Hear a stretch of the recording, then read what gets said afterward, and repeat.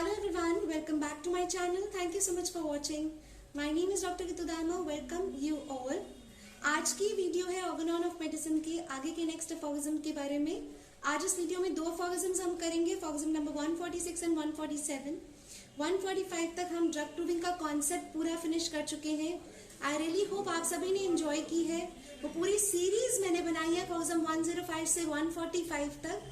Drug proving क्या है, कैसे होती है, इंपॉर्टेंट पॉइंट्स क्या है, और डॉक्टर हैनेमन ने ऑर्गेनॉन ऑफ मेडिसिन में जितना भी हमें ड्रग प्रूविंग के रिलेटेड बताया है वो सभी बातें उन्हीं अफॉरिज्म्स के अंदर आपको मिल जाएंगी. सारी ही एक प्लेलिस्ट रेडी है जिसमें आपको ड्रग प्रूविंग की कंप्लीट सीरीज मिल जाएगी. आई होप आप उसे जरूर सुनेंगे. आज की वीडियो शुरू करने से पहले एक इम्पॉर्टेंट नोट है कि आज की वीडियो शुरू करने से पहले अफॉरिज्म नंबर 71 जरूर देख लीजिएगा, या फिर जो मैं थोड़ा सा समराइज कर रही हूँ यहाँ पर, इसे देखने के बाद अफॉरिज्म नंबर 71 जरूर देख लीजिएगा, because it is too much linked with today's video and today's aphorisms as well. Video पसंद आती है तो don't forget to like, share and subscribe my channel, and very important, please press the bell icon for further notifications. So without further ado, let's begin this video. Aphorism number 71 में हमने पढ़ा था कि तीन important points हैं जो कि एक physician को जानने बहुत जरूरी है.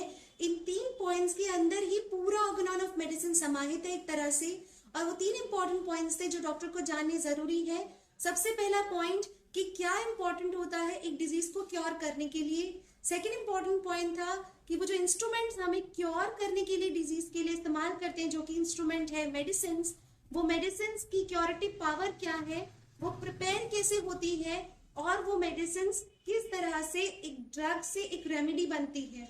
तो ये सारा प्रोसेस हमने ड्रग प्रूविंग में किया.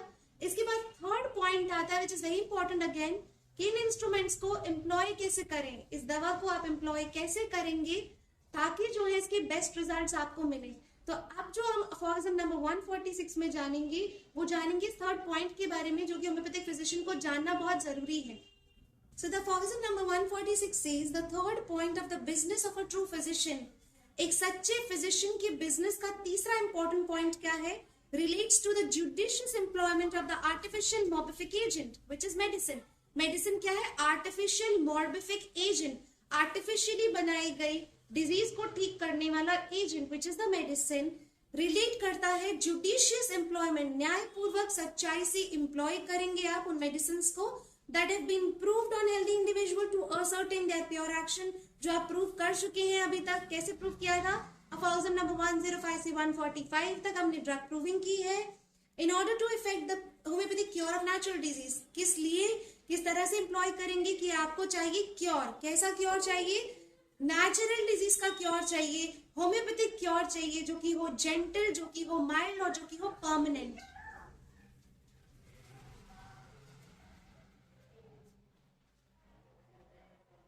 कैसा क्योर चाहिए, जो कि हो जेंटल, माइल्ड और परमानेंट. तो ये तीन चीजें बहुत इंपॉर्टेंट है होम्योपैथिक क्योर के लिए, जिसमें थर्ड पॉइंट है employment of the medicine.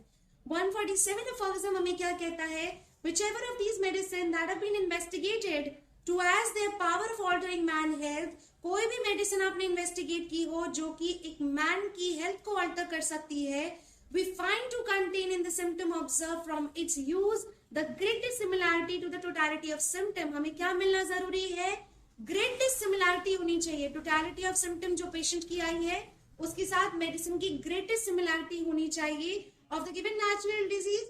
This medicine will and must be the most suitable, बिल्कुल most suitable होनी चाहिए, most certain homeopathic remedy होनी चाहिए डिजीज के लिए, और बिल्कुल specific remedy होनी चाहिए उस केस ऑफ डिजीज के लिए.